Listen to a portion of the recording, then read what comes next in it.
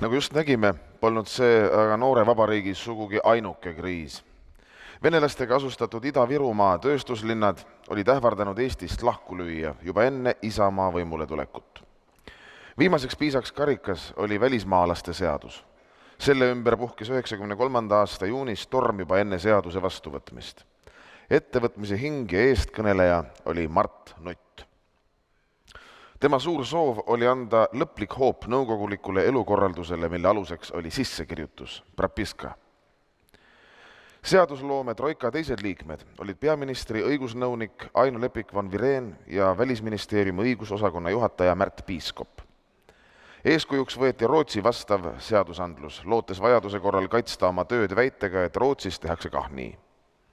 Lisaks oli Aino Lepik von Vireen Rootsis hariduse saanud jurist ja tundis hästi sealset õigusruumi. Kuid erinevalt Eestist ei olnud Rootsis iga kolmas elanik umbkeelne migrant, kes oli aastaid elanud riigis ilma igasuguse seadusliku aluseta, nagu välismaalaste seadusest nüüd ootamatult välja tuli.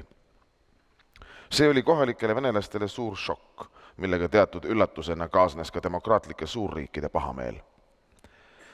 Kõige sellel oli aga vägagi tormiline väljund.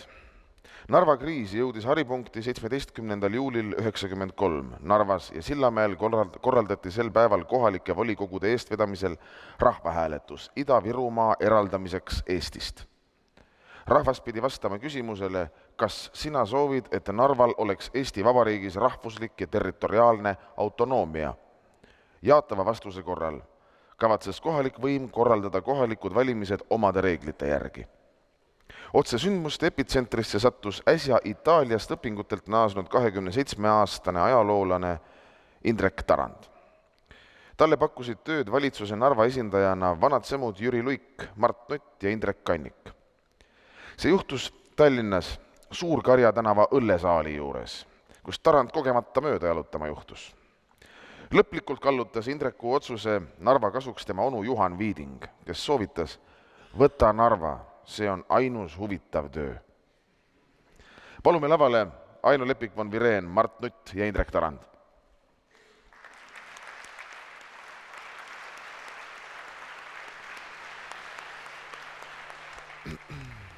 Või ükskõik vaja.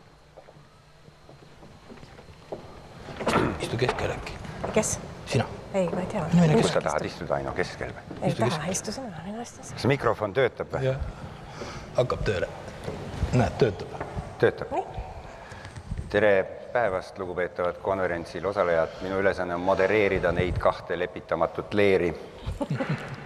Täna on kuidagi väga pidulik meeleolu.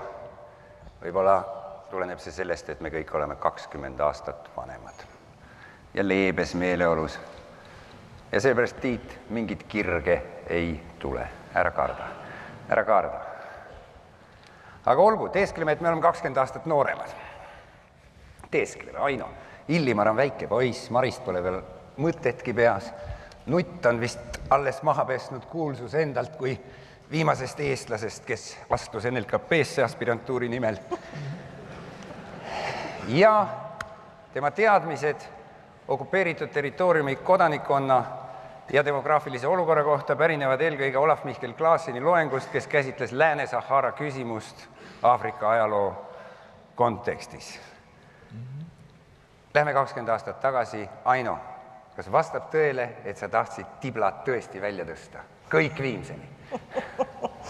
Ma ei kujuta ette, kuidas see oleks välja läinud. Loomulikult mitte. Ma saan aru, et sa küsid, et miks oli vaja välismaalaste seadust. Ja see oli väga lihtne, sellepärast, et Eesti riik oli ülesehitamisel ja väga oluline oli paika saada riigile üliolulised seadused. Kodakondsusseadus kehtis tollal 38. aasta oma, mida oli parandatud ja elamislubade süsteemi kui sellist ei olnud. Ja välismaalaste seadusega pandi paika väga oluline põhimõte, mis kehtis igas lääneriigis, nimelt, et on olemas riigi kodanikud ja need, kes on välismaalased, kes ei ole kodanikud, peavad taotlema elamisluba. Ja see lause on väga selge ja lihtne. Loomulikult ei olnud ta mitte Eestis kõikidele välismaalastele arusaadav. See tuli muidugi väikse ehmatusena. või kehmatus, et Prapiska lõpeb ära. jah. No nii, Mart, räägi nüüd ausalt ära.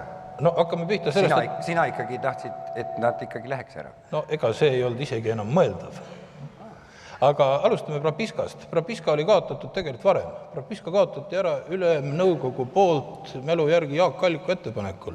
Ja see tähendas põhimõtteliselt seda, et rahvastiku arvestus. Tal oli seda vaja, ta ei saanud muidu Viljandist Tallinna. Võib-olla küll, jah. Igal rahvastiku arvestus oli lakanud Eestis eksisteerimast. Nüüd 1992 juba Ülemnõukogu taas jõustas kodakondsuse seaduse, 1938. aasta kodakondsuse seaduse ja selle tulemusena tekkis olukord, et inimestel, kellel Eesti kodakondsust ei olnud, puudus üldse legaalne alus Eestis viibimiseks. Kellele see olukord meeldis?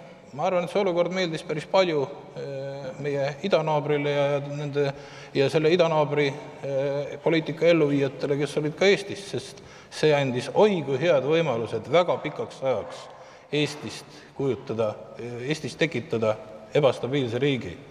Ja esiteks ühes demokraatlikus riigis, nii nagu Eesti seda kahtlemata juba oli, ei oleks olnud mingil juhul võimalik inimesi saata massiliselt riigist välja, nii ei oleks olnud ka võimalik, et need inimesed elavad riigis ilma õigusliku aluseta. Ja see õiguslik alus, mis eksisteeris Euroopas ja terves maailmas, see õiguslik alus sai olla elamislubade süsteem. Ja just selle välismaalaste seadus ka kehtestas ja välismaalaste seaduse puhul, kui vaadata siis, et kui palju oli siis neid, kellele selle alusel elamisluba ei antud, ülivähe, võib-olla mõned naaberriigi sõjaväelaste kategooriad, aga põhimõtteliselt õigus elamisluba taotleda oli ju kõigil ja mõne aja jooksul kõik sellega said. Ja nüüd veel teine pool, miks sellega kiire oli?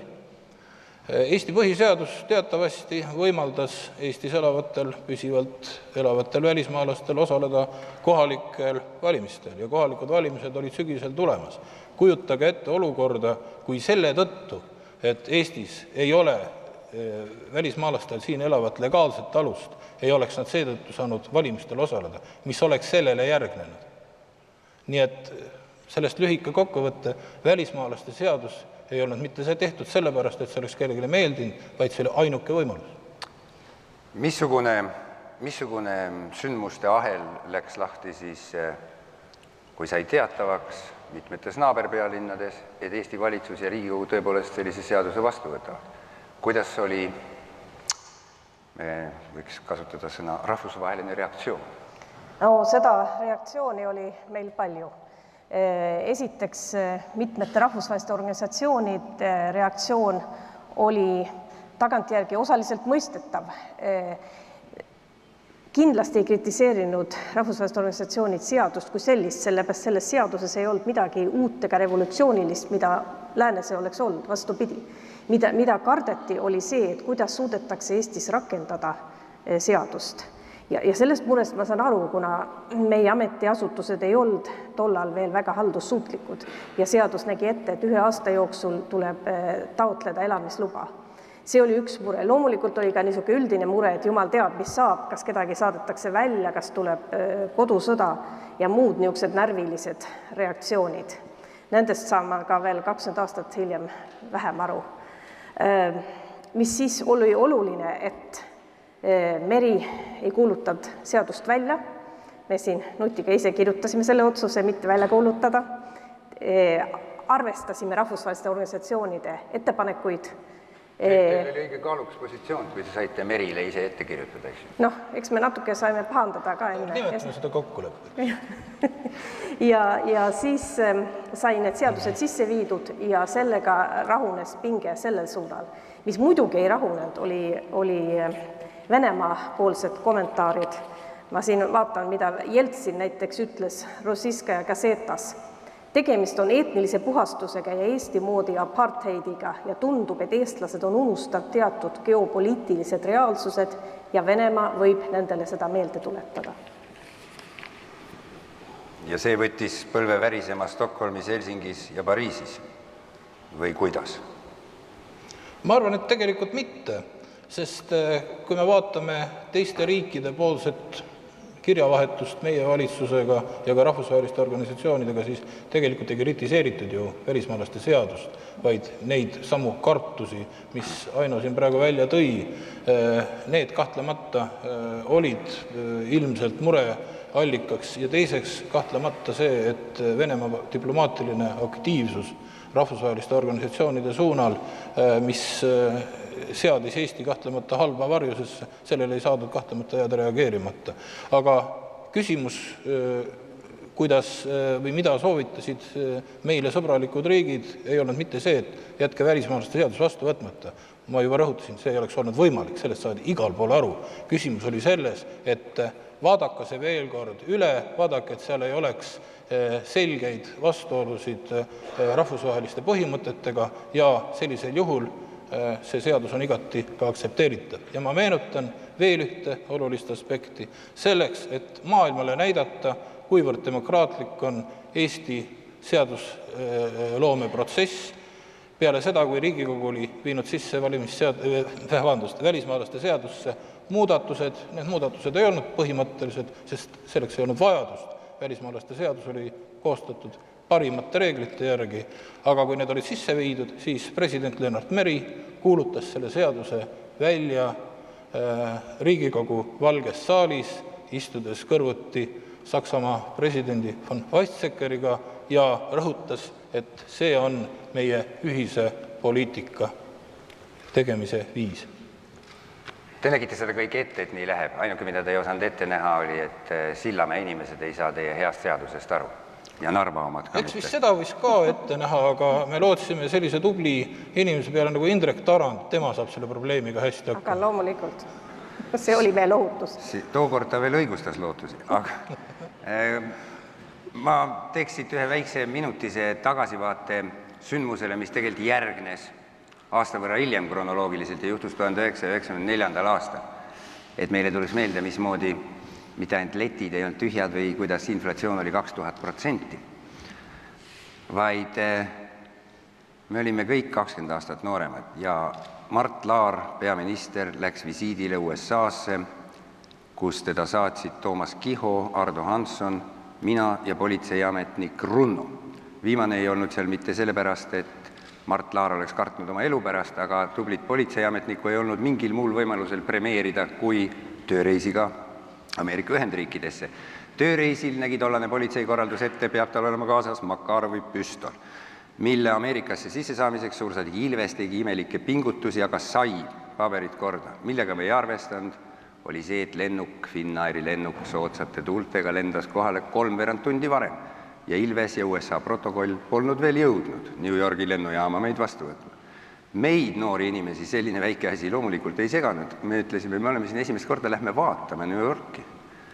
Piiri peal võeti meie passid ja paberid ja seejärel rääkisid Ameerika ametmehed piiril järgmist juttu. Kuulge, mingi naljakas üliõpilaste seltskond tahab siia sisse tungida, päris ilusad tipp-passid on neil, mingi Estonia. I can bet such a country doesn't exist, rääkisid nad omavahel. Ja siis teine ütles, ja küll laseme nad sisse, et mis siis, et viisa on ja üks ütles, ei saa, sest ühel nendel üliõpilastest on püss. Vaat, umbes sellistes meeleoludes toimus riigi juhtimine ja sellistes meeleoludes oli ka valitsus saanud Välisministeeriumist tähtsa signaali, mida tõepoolest, nagu me ei salga fakte, arutasime Karja tänavale rajatud Saku sinise vihmavarju all, mis teatavasti katab õllejoomist. Ja Jüri Luik ütles, te peate Mardile selgeks tegema, et me peame kedagi selle probleemiga näiliselt tegema panema. Näiliselt, ma rõhutan sõna näiliselt. Just nimelt välismaailmale on vaja näidata, et keegi on seal ja me peame dialoogi nendega ja me ei tüssa neid või me ei tee mingit sellist survet. No ja, siis te vaatasite kõik üksteisele otsa ja saite muidugi aru, et Washingtonis on palju huvitavam ja Stockholmis käia aeg-ajalt kui nende kuraditega tegeleda. Olgem ausad. Ka mina mõtlesin, no mis asja, et kas ma olen õnnetuse tähe all sündinud, miks mina pean, kas ma olen eluaeg nendega pidanud sõdima, miks ma jälle pean nendega sõdima. Noh, aga tollel ajal oli lihtsalt selline aeg, et me kõik ju tegime seda tööd, mis meile parasjagu kätte sattunud oli, kes teadlane, kes Ülemnõukogus, kes kongressis, kes juba Kaitseliidus, kes Välisministeeriumis, kes Siseministeeriumis, kes Kohvkini bistroos, kes kuskil mujal. Igaüks püüdis teha nii hästi, kui ta oskas ja selle energiaga, mis temale antud oli. Ja heade kaartide korral tuli hästi välja. Nüüd lõpetuseks ma räägin veel ühe lõbusa loo ja siis ma annan akadeemiliseks ja väärikaks kokkuvõtteks sõna mõlemale oponendile, et tulevaste põlvede jaoks oleks selgelt raamatusse raiutud, mida meiepoolne seadusandlik tegevus ja sellest tekkinud ühiskondliku arusaamatuse, mida tuntakse Narva kriisina lahendamisel, siis järeltulevad põlved peaksid teadma. Aga no lõbus lugu oli muidugi selles, see on tegelikult niivõrd tüüpiline soveedi lugu, kus, eks ole, seda, mis järjekorras seltsimees koos Sõõginit vastu võtavad punase vaiba peal Šeremetjevo lennujaamas, sellest sai järeldada, kellel kui palju on võimu. Ja oli selge, et Tšuikin, kes siin enne ka filmis esines, tahab hirmsasti olla kogu aeg Mart Laari kui peaministri vahetus läheduses kogu Narva visiidi ajal, et rõhutada oma staatust. Laar ütles selle kohta, et kuule, see vana käib jubedalt närvidele. Ma ütlesin, et pole siin väga midagi teha, et meil on selline kaksikvõimu periood, et ma võin proovida ju sinu ja tema vahele kogu aeg trügida. Aga siis me läksime Baltietsi tehasesse ja seal ühe saali ukse peal ütlesin ma politseiohvitser Kohvile, kes vist praegu teenib ka politsei ridades väga hästi. Aga ta oli juba noorest peast väga naksakas. Ja siis kuule, takistage teda. Aga Kohv tundis ainult ühte takistamisvõtet, võttis rinnust kinni, tõstis ukse taha ja pani ukse kinni ja pani veel teise politseiniku kõrvale seisma, et mingit luku näppimist ei oleks. No vaat nii. Niimoodi oli 20 aastat tagasi, sest oli teistsugune aeg. Kokkuvõteteks siis, kui kutseline näitleja tuleb, siis on kummagil 1 minut veel. Jah. Narva mälestustest veel nii palju, et saadeti ka millegi pärast mind, mitte vene keele oskajad, Sillamäele, kus ma pidin seal kultuurimajas koos... See oli keelekümblus, seda oli soovitanud Rootsi valitsus.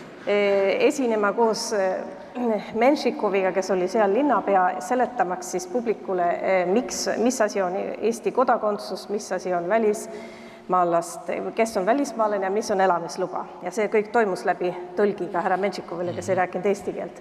Aga üks hetk muutus publik väga rahutuks ja hakkas saalis ringi jooksma ja karjuma mulle arusaamatus keeles. Ja siin moment, kui ma nägin, et ka linnapea muutus närviliseks ja hakkas natuke kartma, siis tuli ka minul hirm nahka, aga kuidagi me sealt lavalt ära saime ja ma ei tea, kas see väga õnnestus see seletamine. See midagi näitab tolleaegsest meeleoludest ja ka minu naiivsusest. Aga lõpetuseks ma arvan, et välismaalaste seadust tuleb kindlasti näha kui ühte olulist sammu, mida me tollal muidugi ei saanud aru ega mõtlenud, ega me 93 ei arutanud Euroopa Liitu astumist, vähemalt minu peas see ei olnud. Aga kindlasti oli see üks oluline kivi riigi ülesehitamises ja sammus integreerumise suunas, mida me tollal ei mõistnud, aga nüüd on see kindlasti selge. Ka mina sain sellistelt koosolekutelt terve nahaga minema. Aga kui vaatame seda tervikut, mida on hakatud kutsuma kodakondsuspoliitikaks, siis selle raamides peab kindlasti tunnistama seda, et välismaalaste seadus oli palju suurem pähkel ja iseenesest ka palju olulisem tollel hetkel, kui seda oli kodakondsuse seadus.